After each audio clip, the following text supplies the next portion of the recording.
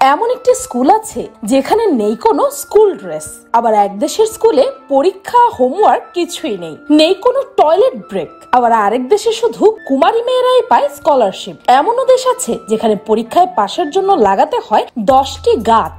শুনতে খুব অদ্ভুত লাগছে, তাই না? এমন এক দেশ আছে যেখানকার বাচ্চারা 12 বছর বয়স পর্যন্ত স্কুলের খাবার ছাড়া অন্য কোনো খাবার খেতে পারবে না, এমনকি নিজের বাসার খাবারও না। আবার এক দেশের স্কুলে তো বাচ্চাদের 4 গ্লাস করে ওয়াইন খাওয়া বাধ্যতামূলক। ভাবতে পারছেন? পিনিক পায়ের আজকের ভিডিওতে আমি আপনাদেরকে জানাবো এই পৃথিবীর সবচাইতে আজব এবং উদ্ভট স্কুলের রীতিনীতি সম্পর্কে। নাম্বার 1, কুমারী মেয়েরা পাবে স্কলারশিপ। দক্ষিণ আফ্রিকায় স্কুলে আছে অদ্ভুত এক নিয়ম। সেখানকার স্কুলগুলোতে শুধুমাত্র কুমারী মেয়েরাই স্কলারশিপ পায়। মেয়েরা যাতে নিজেরা পবিত্র থাকে এবং যৌনকর্মে লিপ্ত না হয়ে শুধু পড়াশোনাতেই মনোযোগ দেয়, সেজন্যই নাকি এমন নিয়ম করা হয়েছে। তাই স্কলারশিপ দেওয়ার আগে তাদের ভার্জিনিটি পরীক্ষাও করা হয়, যদিও এ নিয়ে অনেকেই ক্ষোভ প্রকাশ করেছে। নাম্বার 2, পরীক্ষা হোমওয়ার্ক কিছুই নেই। ফিনল্যান্ডে 16 বছর বয়স পর্যন্ত স্কুলে কোনো পরীক্ষা নেই। দিনে মাত্র 4 ঘন্টা স্কুল করতে হবে, তাও আবার নেই পরীক্ষা। বালাই নেই হোমওয়ার্কেরও, শেখানো হয় না অঙ্ক বা ব্যাকরণ। পরিবর্তে খেলার ছলে ছলে পড়াশোনা হয়। পাশাপাশি সিলেবাস শেষ করার পরিবর্তে কবিতা লেখা, ছবি আঁকা আর গান গাওয়াতে খুদেদের উৎসাহ দেন শিক্ষক শিক্ষিকারা। তারপর সেখানে রুলস আছে যে ফিনল্যান্ডের স্কুলগুলোতে কাউকে ফার্স্ট, সেকেন্ড, থার্ড এর পজিশন দেওয়া হয় না। এতে করে শিক্ষার্থীদের ওপর অত্যন্ত চাপ পড়ে যায়। নাম্বার 3, নেই কোনো টয়লেট ব্রেক। ক্লাস টাইমে বাথরুমে যায়নি এমন কোনো স্টুডেন্ট খুঁজে পাওয়া যাবে না। কেউ কেউ তো টয়লেট না চাপলেও টিচারকে বলে একটু ওয়াশরুমে যাব। আর সেখানে চীনের স্কুলে আছে অদ্ভুত এক নিয়ম। চীনের স্কুলগুলোতে নেই কোনো ওয়াশরুম ব্রেক, অর্থাৎ ক্লাস চলাকালীন সময় এমার্জেন্সি কোনো কারণ ছাড়া তারা ভুলেও টয়লেটে যেতে পারবে না। নাম্বার 4, পরীক্ষায় পাশের জন্য লাগাতে হয় 10টি গাছ। এমন একটি দেশ আছে যেখানে এলিমেন্টারি স্কুল বা শিক্ষা জীবনের প্রথম ধাপ শেষ করে কলেজে ভর্তি হওয়ার আগে প্রত্যেক শিক্ষার্থীকে বাধ্যতামূলক 10টি করে গাছ লাগাতে হয়। বড় বড় অট্টালিকা, মিল কারখানা, পরিবেশ দূষণ, গাড়ির কালো ধোঁয়ায় অতিষ্ঠ হয়ে ফিলিপাইনে এমন বিচক্ষণ নিয়ম করা হয়েছে। এমনকি মাধ্যমিক ও বিশ্ববিদ্যালয়ের সমমানের শিক্ষার্থীদের জন্য একই নিয়ম। পরীক্ষা পাশের জন্য অবশ্যই প্রতিটি স্টুডেন্টকে লাগাতে হবে 10টি করে গাছ। প্রতিটি শিক্ষার্থীর মাথাপিছু 10টি করে গাছ লাগালে মোট গাছের সংখ্যা হবে এক বছরে 175 মিলিয়ন, অর্থাৎ 17 কোটি 5 লাখ। ভাবতে পারছেন এতে পরিবেশ কতটা সুন্দর হবে? নাম্বার 5, 4 গ্লাস ওয়াইন খেত স্কুলের শিশুরা। ফ্রান্সে 1956 সাল অবধি টিফিন পিরিয়ডের একটি সময় নির্দিষ্ট থাকতো ওয়াইন খাওয়ার জন্য। জানলে অবাক হবেন, সে সময় ফ্রান্সের স্কুলের ক্যাফেটেরিয়ার ওয়াইন, বিয়ার এবং সাইডার সাজানো থাকতো বিক্রির উদ্দেশ্যে। এরপর যখন চিকিৎসকরা অনুধাবন করলো যে অ্যালকোহল আসলে শিশুদের স্বাস্থ্যের অবনতি ঘটাচ্ছে, তারপর থেকে 14 বছর বয়স হলে তবেই মিলতো ওয়াইন খাওয়ার অনুমতি। ওই বয়সের বাচ্চা একমাত্র বাবা মায়ের উপস্থিতিতেই ওয়াইন খেতে পারতো। কি অদ্ভুত, তাই না? নাম্বার 6, নেই কোনো স্কুল ড্রেস। জাপানের প্রাথমিক শিক্ষা পদ্ধতিতে কোনো স্কুল ড্রেস নেই। শিশুরা যা খুশি পরে স্কুলে আসতে পারে, তবে দেশটির অধিকাংশ স্কুলে গ্রীষ্ম ও শীতকালের আলাদা পোশাক থাকে। খেলাধুলার পোশাকও আলাদা এবং খেলাধুলার জন্য স্কুলেই শিক্ষার্থীদের পোশাক পরিবর্তন করতে হয়। জাপানের অধিকাংশ স্কুলে শিক্ষার্থীদের নকল করা বা শৃঙ্খলা ভঙ্গের জন্য অদ্ভুত শাস্তি পেতে হয়। শাস্তি স্বরূপ কোনো কোনো স্কুলে মাথার চুল উল্টোপাল্টা ভাবে ছেটে দেওয়ারও রেওয়াজ আছে। নাম্বার 7, বয়স যেদিন হবে 4 সেদিনই যাবে স্কুলে। নেদারল্যান্ডসের নিয়ম হলো যেদিন কারো বয়স 4 হয় সেদিন থেকে তাকে মাস স্কুলে যেতে হবে, অর্থাৎ চতুর্থ জন্মদিন যেই দিন সেই দিন থেকে ছেলেমেয়েরা স্কুলে যেতে শুরু করে। এখন ধরুন একজনের জন্মদিন 5ই জানুয়ারি, আরেকজন জন্মেছে 7 নভেম্বর। এভাবে পুরো বছর জুড়েই ক্লাসের নতুন নতুন শিক্ষার্থী যোগ হতে থাকে সে দেশে। তাই প্রথম বছরটা মূলত কোনো পড়ালেখা শেখানো হয় না, পরের বছর থেকে ছাত্রছাত্রীরা পড়ালেখা শুরু করে। নাম্বার 8, নিষিদ্ধ পর্দা। আমরা অনেকেই নিজের পরিচয় গোপন রাখার জন্য ফেস মাস্ক ব্যবহার করি, আবার অনেককেই দেখা যায় ফেস মাস্ক পরে রাস্তায় ঘুরছেন। কিন্তু শুধুমাত্র ফেস মাস্ক নয়, আপনার মুখমণ্ডল ঢাকা থাকে এমন কিছুই আপনি ডেনমার্কের স্কুল বা ইউনিভার্সিটিতে পরে যেতে পারবেন না। ফেস মাস্ক, পর্দা, টুপি, হেলমেট, হিজাব, নকল দাড়ি, এমনকি বোরখাও কেউ পড়তে পারবে না। মোট কথা, নিজের পরিচয় গোপন রাখে এমন কিছু আপনি সেখানে পড়তে পারবেন না। নাম্বার 9, নকল আটকাতে আজব পদ্ধতি। পরীক্ষায় নকল আটকাতে স্কুল কর্তৃপক্ষ কত পন্থাই না অবলম্বন করে। এমন ভাবে পরীক্ষার্থীদের বসানো হয় যাতে একে অপরের সাথে কথা বলতে বা খাতা দেখাতে না পারে তারা। এছাড়াও অনেক সময় পরীক্ষা হলে বেশি করে শিক্ষকও রাখা হয়, কিন্তু এইবার মেক্সিকোর শিক্ষকরা বের করেছেন অ্যান্টি চিটিং হ্যাক। এই অদ্ভুত টুপি পরার ফলে তারা ঘাড় ঘোরালেও পাশের জনের খাতায় চোখ রাখতে পারবে না, যার ফলে টোকাটোকের সম্ভাবনাও কমে যায়। কি অদ্ভুত, তাই না? নাম্বার 10, থাকতে পারবে না বেস্ট ফ্রেন্ড। আমাদের সবারই কিন্তু স্কুল কলেজে কোনো না কোনো বেস্ট ফ্রেন্ড ছিল, কিন্তু এই বেস্ট ফ্রেন্ড বানানোই এক দেশে নিষিদ্ধ। হ্যাঁ, ঠিকই শুনেছেন। ইংল্যান্ডের কোনো কোনো স্কুলে সত্যি সত্যি কাউকে বেস্ট ফ্রেন্ড বানানো নিষিদ্ধ করা হয়। অনেক ভালো একজন বন্ধু না বানিয়ে বরং উৎসাহ করা হয় একদল ভালো বন্ধু বানানোর প্রতি। তাদের দাবি অনেক বন্ধুর সাথে বেড়ে ওঠা শিশুদের মানসিক বিকাশ ঘটায়। নাম্বার 11, কোকড়া চুল নিষিদ্ধ।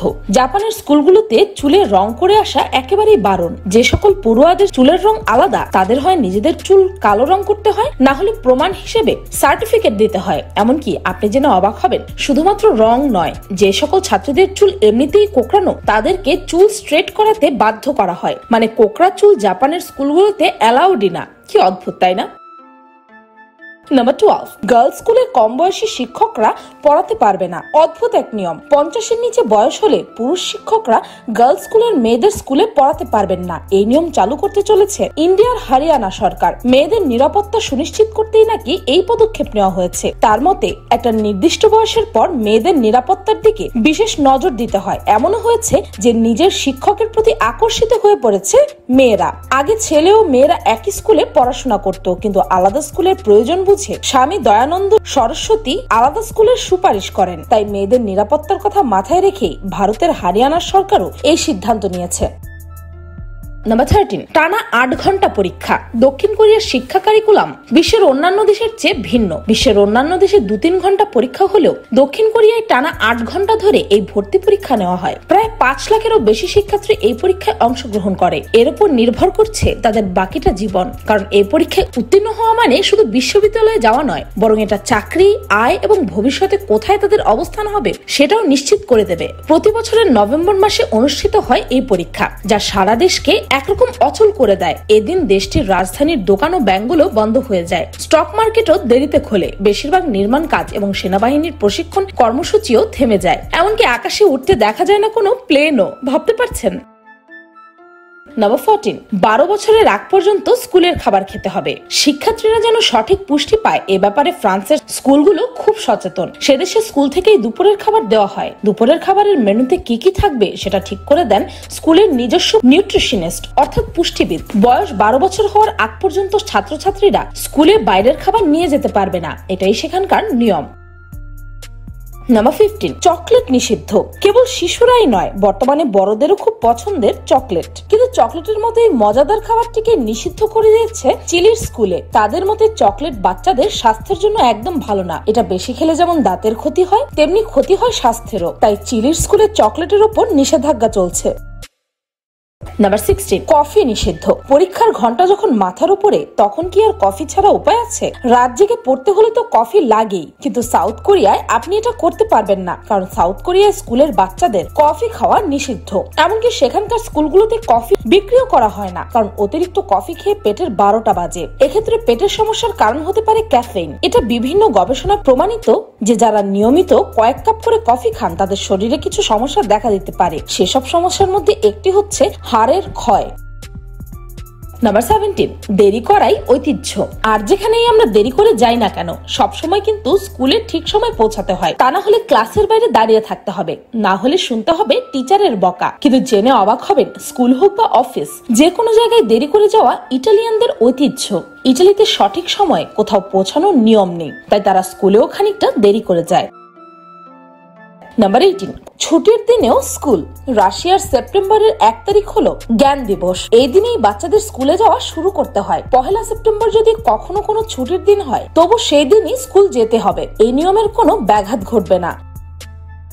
নাম্বার 19, পরিচ্ছন্নতা থেকে অভিনয়। দক্ষিণ কোরিয়ার স্কুলগুলোতে শিশুদের পরিচ্ছন্নতা শেখানো হয় হাতে কলমে। ক্লাসরুম বা হোস্টেল রুম ও মেঝে পরিষ্কার করার দায়িত্ব বর্তায় খুদে শিক্ষার্থীদের ঘাড়ে। স্কুল ভবন পরিষ্কার রাখার স্বার্থে কোরিয়ার অধিকাংশ স্কুলে বাইরের জুতা পরে ছাত্রছাত্রীরা ঢুকতে পারে না। শিক্ষার্থী ও স্কুলের শিক্ষক কর্মকর্তাদেরও স্কুল ভবনে ঢোকার সময় ভেতরে রাখা স্যান্ডেল পরতে হয়। পেশা জীবনের বিভিন্ন ধাপে শিশুদের খাপ খাওয়ানোর জন্য করতে হয় অভিনয়। অর্থাৎ কেউ বড় হয়ে পুলিশ হতে চায়, তবে তাকে অভিনয়ের ক্লাসে পুলিশের চরিত্রে 100তে 100 পেতেই হবে। আর চরিত্রের তালিকায় ট্রাফিক পুলিশ থেকে শুরু করে স্পাইডারম্যান ও সাধারণ কোরিয়ান নাগরিকের ভূমিকা পর্যন্ত রয়েছে। নাম্বার 20, কোলাকুলি করা ও হাই ফাইভ দেওয়া নিষিদ্ধ। সুইজারল্যান্ডের স্কুলে কোলাকুলি করা ও হাই ফাইভ দেওয়া পুরোপুরি নিষিদ্ধ। সেখানকার স্কুলের শিক্ষকেরা চাইতেন শিক্ষার্থীরা যেন শিখে যে কিভাবে একজনের ব্যক্তিগত জায়গার বিষয়টাকে সম্মান দেওয়া যায়। তবে শিক্ষার্থী ও তাদের অভিভাবকেরা এই সিদ্ধান্তটি মেনে নিতে চায়নি। একজন অভিভাবকের বক্তব্য এরকম ছিল যে এতে করে বাচ্চাদের সামাজিক আচার আচরণ বিকশিত হওয়ার বিষয়টি বিঘ্ন হবে। তবে তারই বক্তব্য দেওয়া সত্ত্বেও কর্তৃপক্ষ নিষেধাজ্ঞা জারি করা থেকে পিছুপা হয়নি। পৃথিবীর কিছু কিছু দেশের স্কুলে এমন সব অদ্ভুত নিয়ম আছে যেগুলো শুনলে চক্ষু চড়ক গাছ হয়ে যায়। যেমন আজকের এই ভিডিওটি দেখে আপনারও একই অবস্থা হয়েছে। কিন্তু আপনি কি জানেন আমাদের দেশে অর্থাৎ বাংলাদেশে যে নকল করে ধরা খেলে জেল পর্যন্ত হয়, এমন নিয়ম পৃথিবীর কোথাও নেই। অন্য দেশের মানুষেরাও আমাদের এই নিয়মগুলো শুনে অবাক হবে, যেমনটা আমরা তাদেরটা শুনে অবাক হই। তাহলে তো বুঝতেই পারছেন দেশ অনুযায়ী প্রত্যেকের সংস্কৃতি যেমন ভিন্ন, তেমনি স্কুলের রীতিনীতিও ভিন্ন। ভিডিওটি ভালো লাগলে আপনার ফ্রেন্ডস এন্ড ফ্যামিলির সাথে শেয়ার করে তাদেরকেও অদ্ভুত স্কুলের রীতিনীতি সম্পর্কে জানিয়ে দিতে পারেন। আর পিনিক পাই চ্যানেলটিকে সাবস্ক্রাইব করে বেল আইকনে অল নোটিফিকেশনস অন করতে ভুলবেন না জানো। আর হ্যাঁ, যাওয়ার আগে আপনাদের মধ্যে যাদের যাদের চা না কফি কোনটা আপনার জন্য বেস্ট সেটা নিয়ে মনে দ্বিধা আছে, তারা এই ভিডিওটি দেখে আসতে পারেন। আমি ফাল্গুনী, আজকের মতো এই পর্যন্তই। দেখা হচ্ছে পরের ভিডিওতে।